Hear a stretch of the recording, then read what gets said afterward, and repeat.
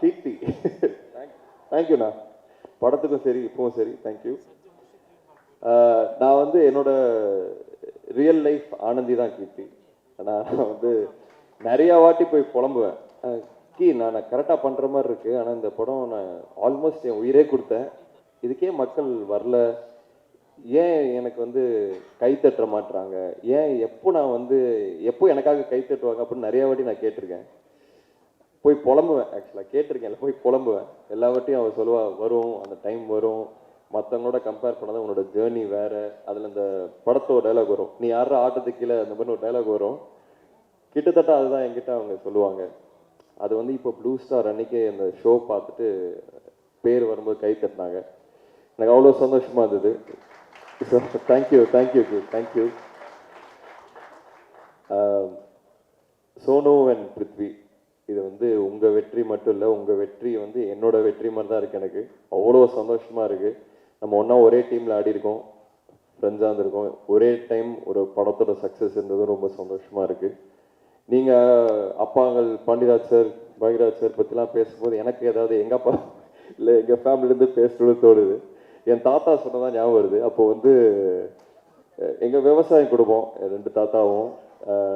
அப்போ வந்து இந்த தெகிடி வரல, தெகிடி ஷூட் ஆரம்பிக்கிற அன்னைக்கு இறந்துட்டார். அவருக்கு வந்து ஜேம்ஸ் பாண்ட்னா ரொம்ப பிடிக்கும். அவர் வந்து ஜேம்ஸ் பாண்ட் பேர் கூட வாயில வருது, சேம்ஸ் பாண்ட் அப்படின்பாரு. சைக்கிள் எடுத்துட்டு ஈரோடு வரைக்கும், டவுன் வரைக்கும் போய் தேட்டரில் பார்த்துட்டு வருவார்.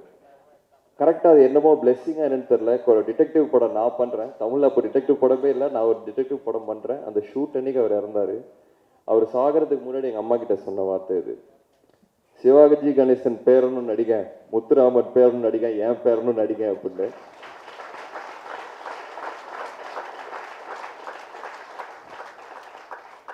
ஸோ ஏதோ எனக்கும் சொல்லணும்னு தோணுச்சு.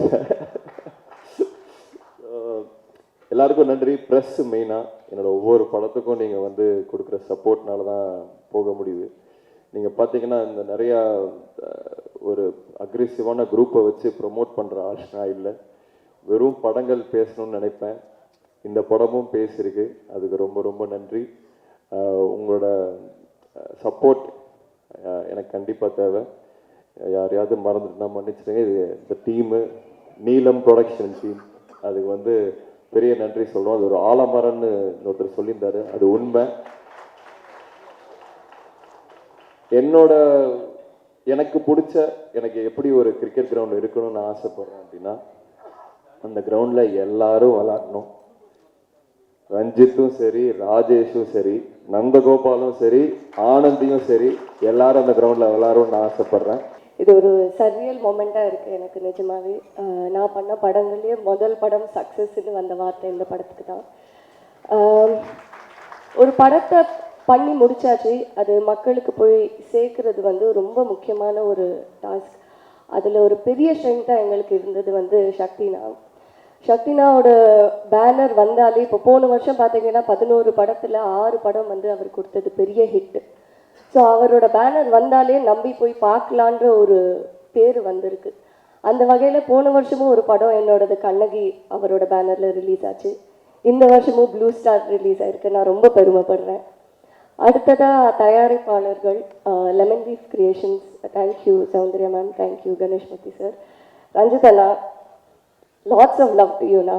நிறைய விதத்தில் இயக்குனராக, தயாரிப்பராக, ஒரு மனிதராக நான் ரொம்ப ரொம்ப ரசித்து பார்க்குறவர். Main person, captain of the ship Jaikumar. ஜெய்யும் நானும் நான் ஆடியோ லான்ச்லேயே சொன்னேன் எப்படி சந்திச்சோன்னு. இந்த 2 வருஷ பயணத்தில் அதிகமாக நான் ஜெய் கிட்டேருந்து கேட்ட வார்த்தை வந்து, டென்ஷனாக இருக்குது கீர்த்தி அப்படின்னு. நானாக தான் கால் பண்ணுவேன், என்ன நடக்குது ஜெய், எப்படி போயிட்டுருக்கு, ஆடிஷன் நடக்குதா, ஒரே டென்ஷனாக இருக்குது கீர்த்தி, அதுதான் பார்த்துக்கலாம் ஜெய், பார்த்துக்கலாம் ஜெய். 2 வருஷம் நான் அதிகமாக அவர்கிட்ட சொன்னது பார்த்துக்கலாம் ஜெய், அவர் என்கிட்ட சொன்னது இந்த வார்த்தை. ஒன்று நான் நம்பினது என்னன்னா, இந்த கதை, இதில் இருக்கிற கதாபாத்திரங்கள் அவங்களோட பயணத்தை அவங்க ஆல்ரெடி முடிவு பண்ணிட்டாங்க. அவங்க எங்கே போய் சேரணும்னு அவங்களுக்கு தெரியும். அதுக்கு உண்டான 100% உழைப்பு நம்ம கொடுத்தாகணும். இந்த நொடியில், இந்த நிமிஷத்தில் அதை பற்றி மட்டும் யோசிப்போம் அப்படின்னு தான் நான் எப்போவுமே அவர்கிட்ட சொல்லுவேன். அவரும் அதை நம்பினாரு. அப்படிதான் நாங்கள் எல்லாருமே ஆர்டிஸ்ட் டெக்னீஷியன்ஸ் எங்களோட 100% இந்த படத்துக்கு கொடுத்துருக்கோம். அதுதான் இன்னைக்கு ஜனவரி 31ஆவது நாள் 2024 இங்கே சக்ஸஸ் மீட்டில் வந்து நின்றுட்டுருக்கோம்.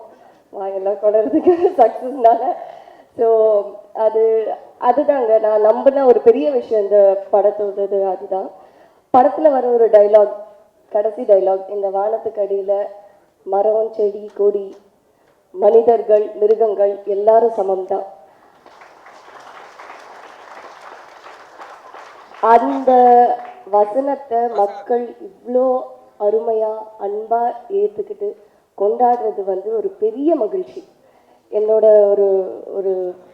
ஒரு மெயின் தாட் அது எப்போவுமே எல்லாரும் சமம் தான், மிருகங்களும் உட்பட்டு எல்லாரும் சமம் தான். ஸோ அந்த விதத்தில் இது ஒரு பெரிய பெரிய பெரிய வெற்றி. படமாக மட்டும் இல்லை, ஒரு ஹியூமனிடேரியன் பேசிஸாகவே ஒரு பெரிய வெற்றின்னு நான் பார்க்குறேன். நன்றி, வணக்கம்.